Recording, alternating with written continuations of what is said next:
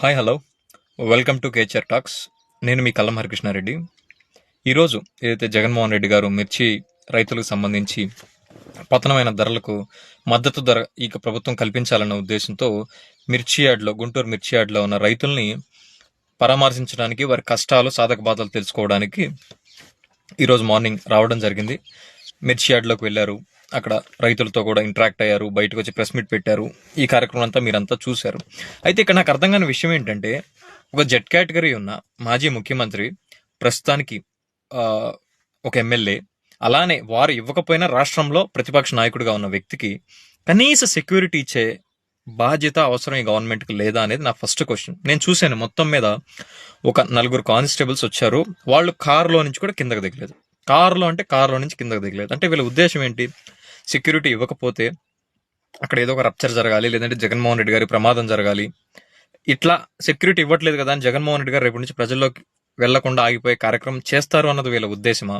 లేదంటే జగన్మోహన్ రెడ్డి గారు జనంలోకి వెళ్తే ఈ జనాదరణ రోజు రోజుకి పెరుగుతుంది, ప్రభుత్వ వ్యతిరేకత పెరుగుతుంది, మన సీటు కిందే కూసాలు కదులుతున్నాయి, కాబట్టి ఇలా జరగకుండా ఉండాలి అంటే జగన్మోహన్ రెడ్డి గారు జనంలోకి వెళ్ళకూడదు.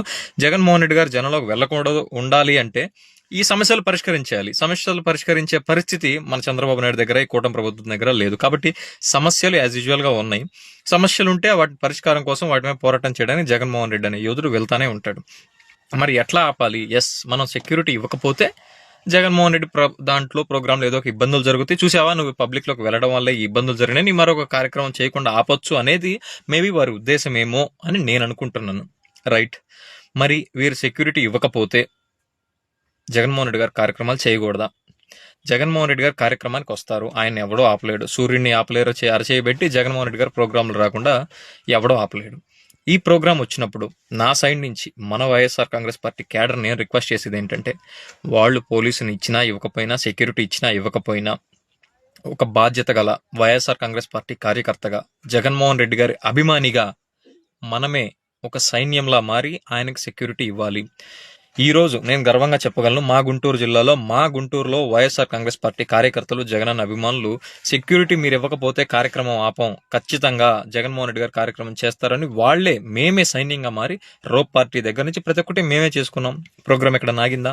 దెబ్బకి చంద్రబాబు నాయుడు కూడా ఈ రోజు ఢిల్లీకి లెటర్ రాశారంట. ఆ లెటర్ రాస్తూ కూడా అందులో క్లియర్ గా మెన్షన్ చేశాడు, గత సంవత్సరం 20,000 ఉంది, అంతకుముందు 20,500 ఉంది, మా ప్రభుత్వంలో మాత్రం 13,000 ఉంది, కాబట్టి గిట్టుబాటు ధర ఇచ్చేలాగా చూడండి అని కేంద్ర మంత్రికి లెటర్ రాశారు. ఎనీహౌ రైతులకి మేలు జరిగేదానికి జగన్మోహన్ రెడ్డి గారు ఒక అడుగు తీసుకుంటే అది ఫలించి వాళ్ళు చంద్రబాబు నాయుడు గారు లెటర్ రాశారు. అది లెటర్ దగ్గరే ఆగిపోకుండా రైతులకు గిట్టుబాటు ధర అయితే we are very happy for that.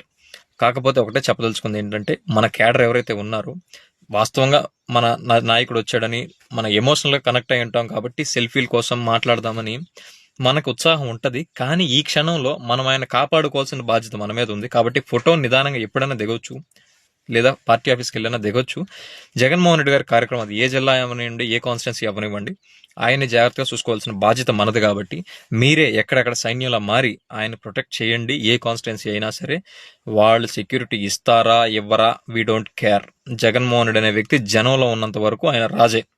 CM ఉంటేనే కాదు, సీఎం కన్నా ఇప్పుడే ఎక్కువ ఇంకా క్రేజ్ పెరుగుతుంది. ఎందుకంటే జగన్తో ఉన్న ఎమోషనల్ బాండింగ్ జగన్మోహన్ రెడ్డి గారికి అది. కాబట్టి ఈ ప్రభుత్వం ఎన్ని కుట్రలు చేసినా మీరు చూడండి, ఈరోజు జగన్మోహన్ రెడ్డి గారి కార్యక్రమం చూస్తే ఎత్తైన వారాహి వాహనాలు లేవు, ఎదురుగా ఇనుప కంచెలు లేవు, పరదాలు లేవు, ఇవేవీ లేకుండా నేరుగా జగన్మోహన్ రెడ్డి అనే వ్యక్తి ప్రజల్లోకి వస్తే రియాక్షన్ ఇలా ఉంటుంది. ప్రభుత్వం తరపున కూడా ఒకసారి ఆలోచన చేసి మరొకసారి ఇటువంటి తప్పులు జరగకుండా చూసుకుంటారని కోరుకుంటూ, చివరగా ఎక్కడో న్యూస్లో చూస్తున్నాను, జగన్మోహన్ రెడ్డి గారి మీద కేసు పెట్టారంట. ఏమని? ఎలక్షన్ కోడ్ ఉల్లంఘించారు అని చెప్పి. బ్రదరు, జనంకి సమస్య అంటే పరిగెత్తుకొస్తారు. ఆ క్రమంలోనే పెద్ద ఆయన రాజశేఖర రెడ్డి గారు కూడా ప్రజల వద్దకు వెళ్తేనే ఆయన ప్రాణాలు విడిచారు. కాబట్టి ప్రజల కోసం, వాళ్ళ సమస్యల పరిష్కారం కోసం ప్రాణాలనే లెక్క చేయని కుటుంబం అది. వాళ్ళ మీద ఒక కేసు పెడితే ఆగిపోతారా? మీ పెచ్చ కాకపోతే. Thank you.